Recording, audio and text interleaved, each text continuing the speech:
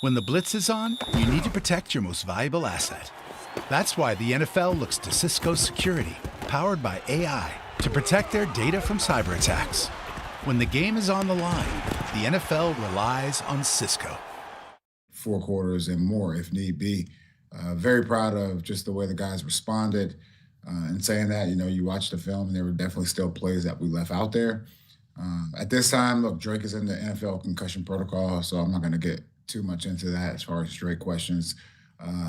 What I told the guys in the locker room last night was, that next man up mentality. It doesn't matter what position you play. You could be a defensive lineman, offensive lineman, whatever, or a quarterback, which we saw yesterday. And kudos to Jacoby for being ready to go when we needed him. I would say there was, a couple of examples as far as complimentary football. We had a 3-and-out, then a good punt return that led to a touchdown. That's the complimentary football we need to play if we want to be successful going forward, and that's my message to the team.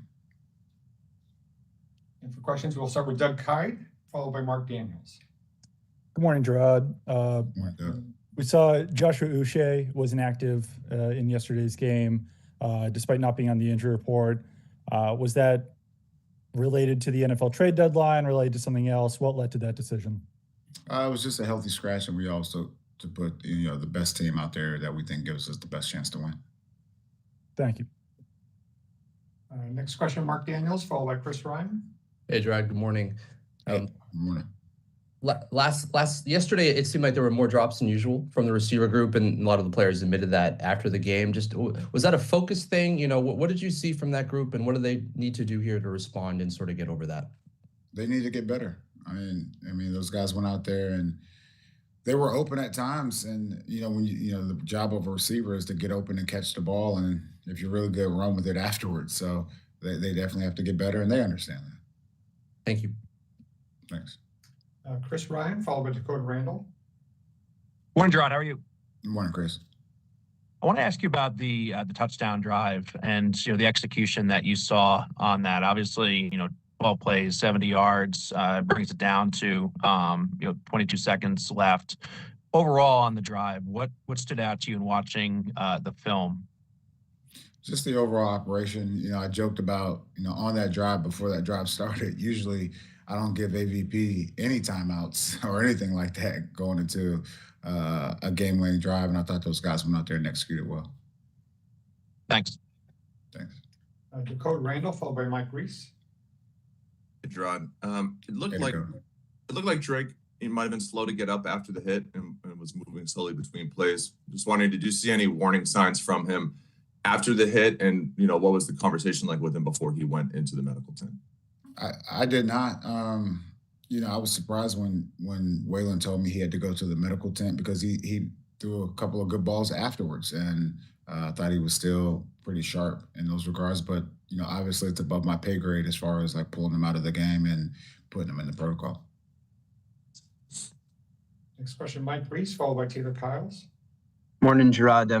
Morning, Can you just repeat what you mentioned about before the final drive with AVP, that you usually don't give them timeouts, or I didn't quite follow you there. What did you mean? I was saying in practice. Sorry, in practice we go through that situation, multiple times a week, and usually I say, all right, it's a minute with no timeouts, and we operate that way. So when you do get timeouts, it's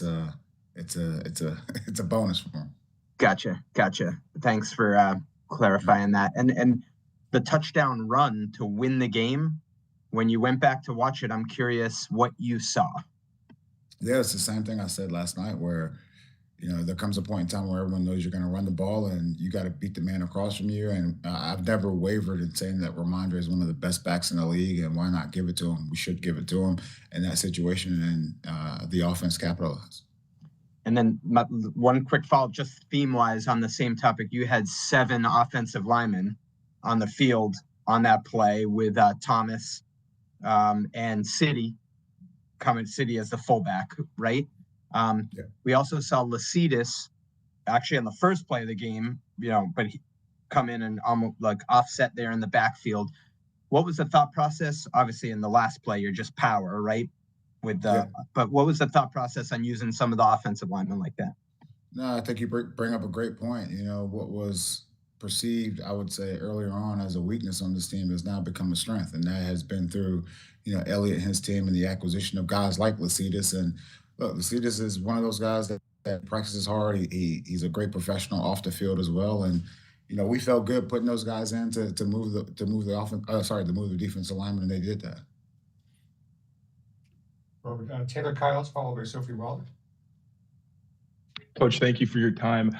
With Marcus Jones, it seemed like he played outside more than we've seen in a while, matching up with Garrett Wilson. I was wondering, what was the thought process about that matchup? And also, how did you feel that went? Because obviously he gave up some catches, but also made some plays in the matchup as well. I think that's a great question, Taylor. I would say there's no secret they like that matchup against 25, and they went after him quite a bit. And just like you said, he made some plays and gave up some plays. But at the same time, I would say just that dog mentality of being able to get up and go again the next rep. I thought Marcus definitely displayed that yesterday. Thank you. So 2 final questions, Sophie Waller and Chris Ryan. Hi, Jerod. Congrats on the win. Thanks, Sophie. I was curious. We kind of saw Javon Baker back returning, was it kick returns, which was kind of a new role for him.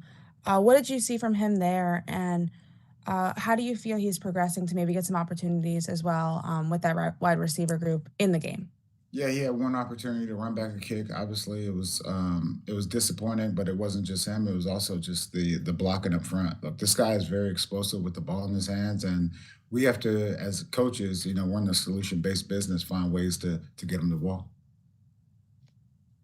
And last question, Chris Ryan.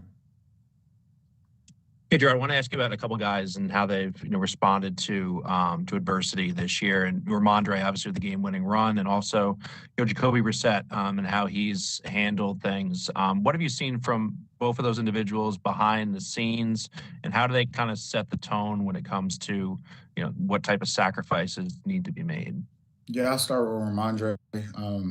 Look, obviously early in the season, he had a hard time keeping the ball, right? So as far as fumbles and things like that are concerned, and he had been going through some things, also off the field, and I tip my hat to a guy like that who's able to, once he crosses the white line, nothing else really matters, and so proud of him and what he's been able to do. And Jacoby is just, we said this, the ultimate professional, also a tough guy that is able to go out there and operate the offense, and we're blessed to have him. Thank you. Thanks, guys. Thanks, Coach. Thanks, everyone.